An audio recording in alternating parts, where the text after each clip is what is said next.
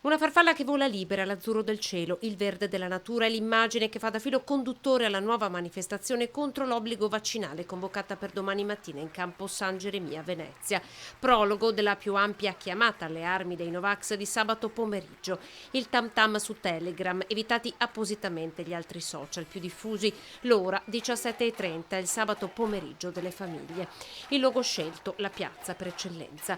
Piazza Duomo a Padova, Piazza dei Signori a Treviso, Piazza Bra a Verona e così in tutte le altre piazze d'Italia. Prefetture del Veneto allertate, anche a Treviso questa mattina si è tenuto in forma strettamente privata il Comitato per l'Ordine e la Sicurezza.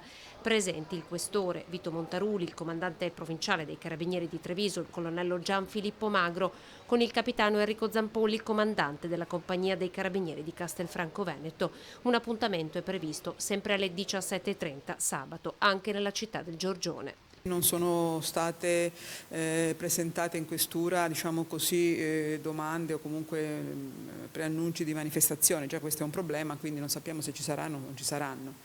Ricordo a tutti che dovrebbero essere preannunciate perché altrimenti appunto gli organizzatori rischiano anche delle denunce. Fermo restando il principio della libertà di manifestare il proprio pensiero, è chiaro che in questo momento anche la manifestazione delle proprie idee deve avvenire nel rispetto di quella che è la cornice delle precauzioni. Allerta massima, la task force delle forze dell'ordine è già stata predisposta, ma la linea è quella di non gettare troppa carne sul fuoco, con la speranza che il tam tam mediatico non sia stato così forte e così la partecipazione sia esigua.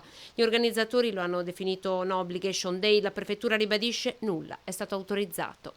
Ho visto anche tante mamme con bambini, insomma, quindi anche persone che hanno delle responsabilità non solo per se stessi ma anche per eventuali familiari che sono sicuramente in situazioni di fragilità. Ecco, ci deve essere questo grande senso di responsabilità e come dire, ecco, aspettare anche un momento in cui tutte queste, diciamo così, si potrà anche ragionare in maniera più pacata.